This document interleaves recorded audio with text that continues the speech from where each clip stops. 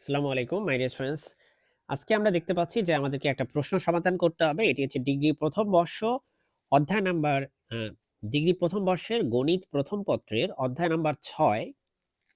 জাতীয় বিশ্ববিদ্যালয় ২০১৪ তে ডিগ্রিতে এই প্রশ্নটি এসেছিল যে যদি এই সমীকরণের মূলগুলো আলফা, বিটা, গামা হয় তবে দেখাতে হবে এটা ইকুয়াল টু হচ্ছে পি স্কয়ার।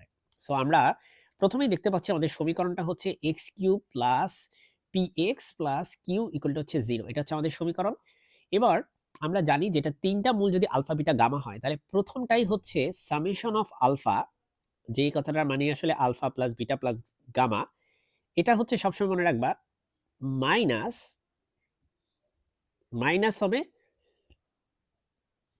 এখানে আমি একটা কাজ করি, তোমাকে আসলে আদর্শ সমীকরণটা দেখাই তাহলে তুমি ভালো বুঝতে পারবা। আমি যদি সরাসরি 0 লিখে দিই তুমি হয়তো বুঝবা না। এটা হচ্ছে মূলত আদর্শ সমীকরণ। ax³ + bx² + cx + d = 0 হইলে এটা যদি ৩ টা সলিউশন, একটা আলফা হয়, একটা বিটা হয়, একটা গামা হয়, সেক্ষেত্রে সামেশন অফ আলফা হচ্ছে -b/a, summation of alpha beta হচ্ছে +c/a, আর alpha beta gamma equal to হবে -d/a। ফর্মুলাটা খুব সোজা দেখো, মাইনাস এখানে প্লাস এখানে মাইনাস, b/a c/a d/a, এভাবে b/a c/a d/a। সো একটা সুন্দর মিল বা একটা প্যাটার্ন আছে। এবার যদি আমরা এটার সাথে এটা কম্পেয়ার করি তাহলে তুমি দেখতে পাবে যে আমাদেরকে এখানে দিয়ে দিছি কি ওরা x³ + px + q = 0। সো আমরা প্রথমেই পাচ্ছি সামেশন অফ আলফা মানে কি?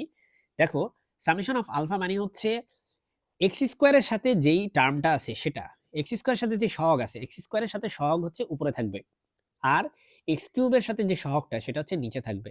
এখন দেখো তো এখানে x² এর সাথে সহগ কত আছে? এখানে তো x² নাই। তার মানে x² এর সাথে সহগ হচ্ছে 0। আর x³ এর সাথে সহগ হচ্ছে কত? 1 আছে। 1 দিয়ে ভাগ করো। এই একটা গেল যে আমাদের এই জিনিসটা 0 আসছে। এবার আমরা বের করব সামেশন অফ আলফা বিটা। এখানে খেয়াল করো আলফা বিটা মানে হচ্ছে +c/a, +c/a। তো এখানে যদি তুমি c/a চিন্তা করো তাহলে x এর সাথে যেটা আছে সেটা, আর x³ এর সাথে যেটা আছে সেটা। সো x এর সাথে এখানে আছে হচ্ছে p, আর x³ এর সাথে আছে হচ্ছে 1। সুতরাং এটা হচ্ছে p হবে। লাস্টে আছে alpha, beta, gamma. Alpha, beta, gamma হচ্ছে -d/a। d হচ্ছে কনস্ট্যান্ট যেটা সেটা। ঠিক আছে? কনস্ট্যান্ট। তো এখানে d মানে হচ্ছে এই যে কনস্ট্যান্টটা। কনস্ট্যান্ট হচ্ছে এখানে q, q/a, a মানে এখানে 1। সো এটা হচ্ছে q।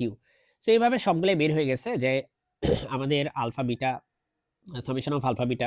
আচ্ছা, এখন আমি একটু তোমাদেরকে বলি সামেশন অফ আলফা, বিটা মানে আসলে alpha, beta plus beta, gamma plus gamma, alpha. ঠিক আছে? আর এটা তো বলেই দিছি এটা মানে আলফা, বিটা, গামা, আর এটা তো জাস্ট সিম্পলি আলফা, বিটা, গামার গুণফল। এখন মাই ডিয়ার স্টুডেন্টস দেখো এখানে খেয়াল করো। আমাদেরকে বের করতে বলছে summation of alpha square beta square. So summation of alpha square beta square মানে কি? এই কথাটার মানে হচ্ছে সরি। এই কথাটার মানে হচ্ছে alpha square beta square plus beta square gamma square plus gamma square alpha square. এই কথাটা মানে এটা। সো এখানে এখন আমরা ক্যালকুলেশন করব। আমাদের এটা জিনিসটা জানা আছে নিশ্চয়ই। বলার একটা ফর্মুলা সেটা আমি একটু লিখে দিই তোমাদেরকে।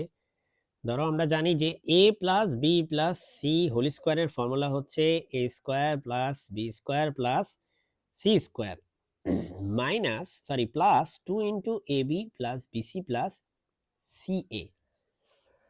সেখান থেকে আমরা লিখতে পারি এই যে জিনিসটা, এই জিনিসটা হচ্ছে a square plus B square plus C square. এটাকে লিখতে পারি a plus B plus C whole square minus 2 into A B plus BC plus C, এভাবে লিখতে পারি। তো এবার আমরা যেটা দেখতে পাচ্ছি এখানে যে এই জিনিসটাই আসলে এটা কম্পেয়ার যদি করি আর কি। হ্যাঁ, তাহলে আমি যদি এখানে বসায় দিই, ধরো আচ্ছা এটা তো ফর্মুলা, এটাকে তুমি এভাবে রাখো, সাইড নোটে রাখো। সুতরাং এখানে তুমি লিখতে পারো যে আলফা স্কোয়ার বিটা স্কোয়ার, এই যে জিনিসটা তুলো, plus beta square gamma square plus gamma square alpha square, মানে যেটা আসলে summation of alpha square beta square সেটাই আসলে এটা। সো এটা ইকুয়াল টু তুমি লিখতে পারো এখন এটার সাথে কম্পেয়ার করলে a plus B plus C whole square এভাবে লিখতে পারো, তাই না?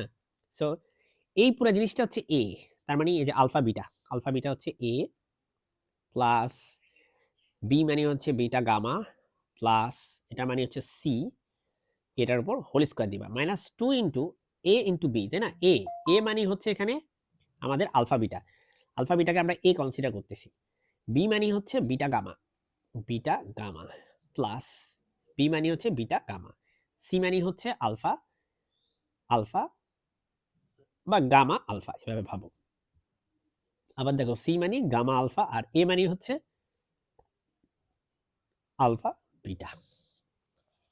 ওকে, এবার আমরা এই জিনিসটার মানে কি, এই জিনিসটার মানে তো আসলে সামেশন অফ আলফা বিটা, তাই না? এই জিনিসটা মানে সামেশন অফ আলফা বিটা।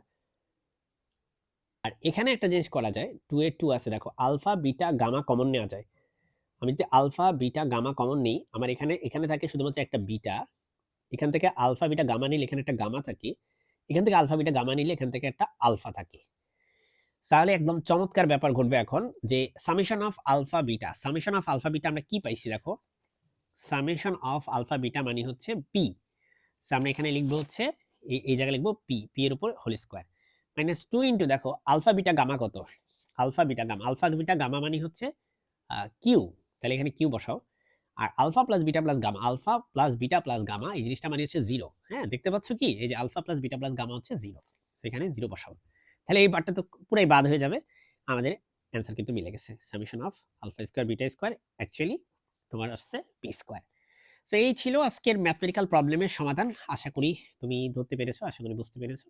অবশ্যই, অবশ্যই এগুলা নোট করবা। নোট না করলে এগুলা বুঝতে পারাটা তোমার কাছে এখন সহজ লাগলেও পরবর্তীতে দেখবা যে এগুলা আর মিলে না। সো আজকে এই ভিডিওটা এই পর্যন্তই। আমার জন্য দোয়া করবে। আমার চ্যানেলটি সাবস্ক্রাইব করে রাখতে পারো। আসসালামু আলাইকুম।